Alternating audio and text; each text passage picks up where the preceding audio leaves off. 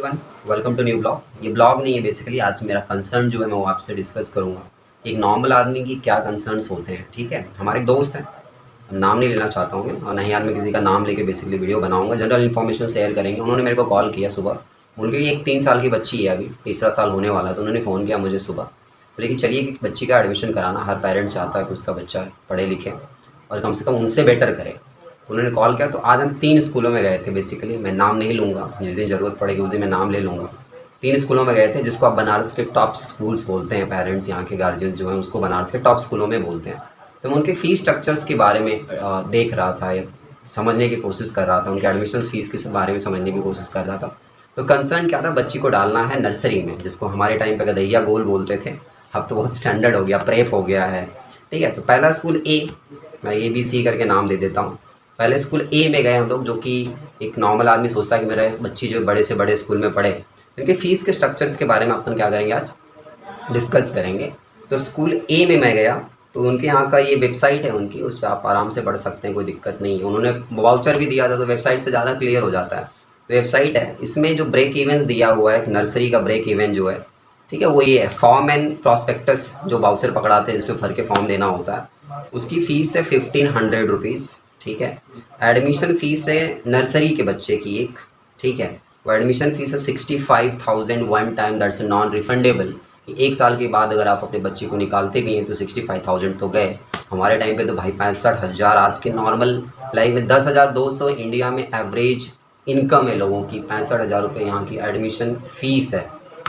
दूसरी बात ये है कि कंपोजिट फ़ीस जो है वो मंथली जो आपको देना होगा वो 6,650 रुपीज़ होगी, पर मंथ होगी। अगर आप उसको क्वार्टरली पेड करते हैं तो 19,950 रुपीज़। यह बनारस की एक, जिसको आप ए ग्रेड स्कूल बोलते हैं, उस ग्रेड स्कूल की फ़ीस है। मतलब ये वेबसाइट पे लिखा हुआ है। मतलब एक बच्ची जो कि दुनिया के बारे में कुछ नहीं जानती है, प्रेप में एडमिशन कराना है, तो बेसिकली 1500 जो है आपको प्रॉस्पेक्टिव्स का देना है। मतलब वो पन्ना दे देंगे, शुद्ध शुद्ध लैंग्वेज में बताऊँ मैं आपको, तो पन्ना दे देंगे जिस पे लिखा रहता है नाम, गाँव, एड्रेस, पता भर के दीजिए उनको। तो उसका 1500 रुपये। 65,000 एडमिशन चार्ज है, नॉन रिफंडेबल, वो आपको वापस नहीं होता है। और 6,650 रुपये जो है वह केवल उस स्कूल की ट्यूशन फ़ीस है। ट्रांसपोर्ट चार्जेस और बाकी का वो साल भर में कितना जोड़ेंगे इसकी कोई गारंटी नहीं है। इंडिया मतलब ये बनारस की पहले स्कूल की कंडीशन है, जिसको आप बोलते हैं कि बहुत हाई फाई स्कूल है, तो उसकी बात कर रहे हैं। अब बनारस के स्कूल नंबर बी की हम बात करते हैं, जो कि सेम लेवल पे आता है। अब इनका स्ट्रक्चर की अगर हम बात करें तो इनकी वेबसाइट अभी खुल रही है, थोड़ा सा इनकी वेबसाइट भी वही होता है, नॉट सिक्योर्ड दिखाता है, क्योंकि ये तो खुद ही सिक्योर्ड नहीं है, तो सिक्योर्ड क्या करेंगे। इनमें नर्सरी की बच्चे की जो फ़ीस है वो है 25,000 एडमिशन फ़ीस है। ठीक है, ये एडमिशन फ़ीस है, नॉन रिफंडेबल होती है, इसमें कोई रिफंडेबल वगैरह का कोई चक्कर होता नहीं है। ट्रांसपोर्टेशन वगैरह का कुछ इंक्लूड नहीं होता इसमें।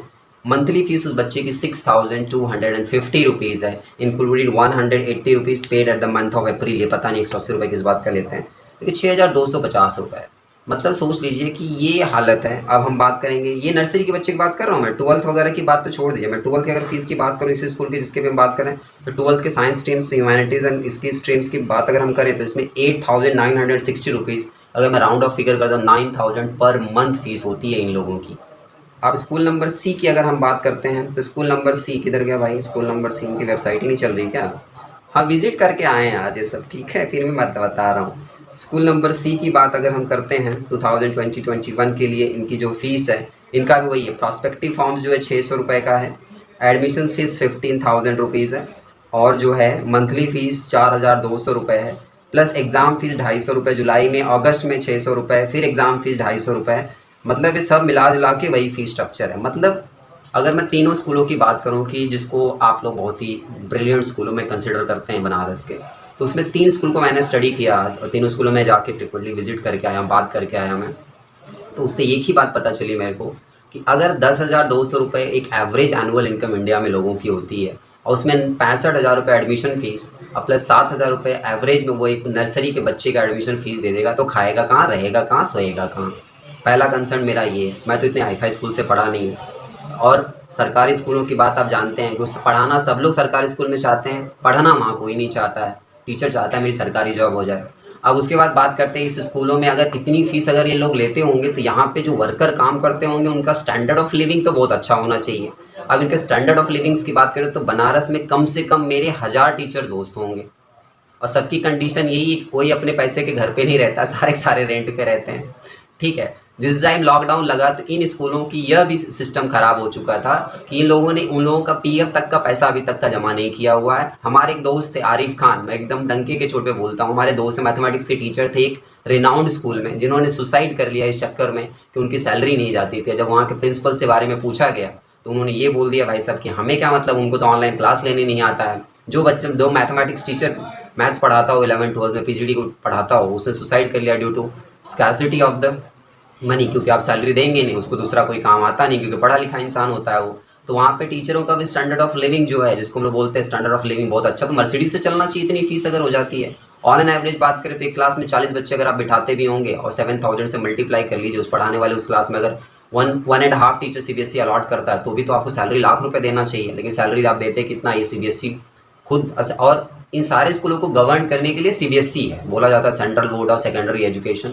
इतना वाहियात बोर्ड है इंडिया का वो, इनको कुछ गवर्न नहीं करता। जब इनको एफिलिएशन देने आता तो कभी नहीं पूछता कि आप टीचरों को सैलरी क्या देते हो, क्या करते हो, कुछ मतलब नहीं है।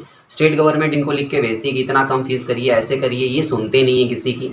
तो ये सब मेरा कंसर्न है कि मान लीजिए आज ये चल रहा है, आने वाले 10 सालों के बाद जो फ्यूचर होगा इंडिया का एजुकेशन में वो क्या होगा। मतलब अब मैं एजुकेशन की बात कर रहा हूँ, कोई भी नॉर्मल इंसान दो चीज़ों से परेशान है, पहला एक एजुकेशन से, दूसरा हेल्थ से। आज हम बात करें एजुकेशन की, कभी बात मौका मिलेगा तो हमारे बहुत सारे दोस्त डॉक्टर्स भी हैं, ठीक है, तो उनके हेल्थ के बारे में हम बात करेंगे, लेकिन आज हम basically concern about the education systems. तो 3 स्कूल विजिट्स करने के बाद मुझे यह रियलाइज़ हुआ कि यह हाल है, और ये आपका सुनने वाला कोई भी नहीं है। ना ही यहाँ का बीएससी सुनेगा, आपका बेसिक शिक्षा अधिकारी, ना सीबीएसई सुनता है, ना कुछ सुनता है। अभी मैं इसके पहले मैं बहुत सारे गार्जियनों से बात करते रहता हूँ, कभी लोग मिल जाते हैं तो बोलते हैं मेरे को कि ये बताइए ये बोर्ड का एनुअल फीस कितना होता है, जो बोर्ड का फीस होता है। मुझे नहीं पता, सीबीएसई साइट वगैरह पे होगा मेंशन। बोलते स्कूल वाले 2600 रुपये मांग रहे हैं, जब हम लोग पता करते तो 1500 रुपये होता है, मांगते हैं 2600 रुपये।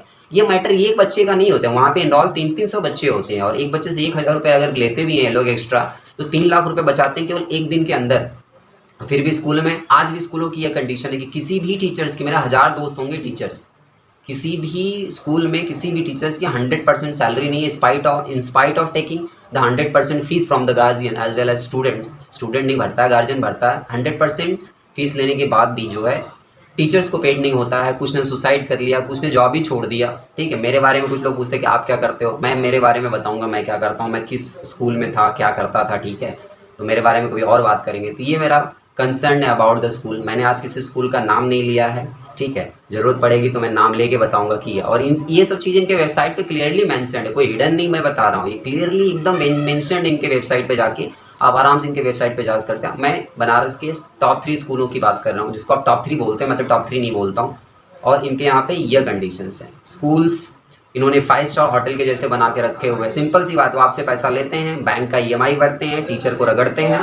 तो इसमें सबसे ज़्यादा लॉस किसका होता है, टीचर्स का, पेरेंट्स का, और बेसिकली इनको अपना 5 स्टार होटल बनाना है। बॉस चलता है मर्सिडीज से, टीचर उनके यहाँ साइकिल से आता है। तो ये कंडीशन है प्राइवेट स्कूल्स की। अगर आपको ये कंटेंट अच्छा लगा हो तो you can support to me by sharing this channels, ठीक है। टिल दैट टेक केयर, अपना ध्यान रखें, अपनों का ध्यान रखें। Good night and take care. This is just a message from my side. आज हमने ब्लॉगिंग नहीं की है क्योंकि बारिश हो रही थी काफ़ी, इसलिए मेरे पास इतना टाइम नहीं था ब्लॉगिंग कर। तो 3 स्कूलों के बारे में मैंने अपने एक्सपीरियंस शेयर किए। तब तक अपना ध्यान रखें, बाय बाय।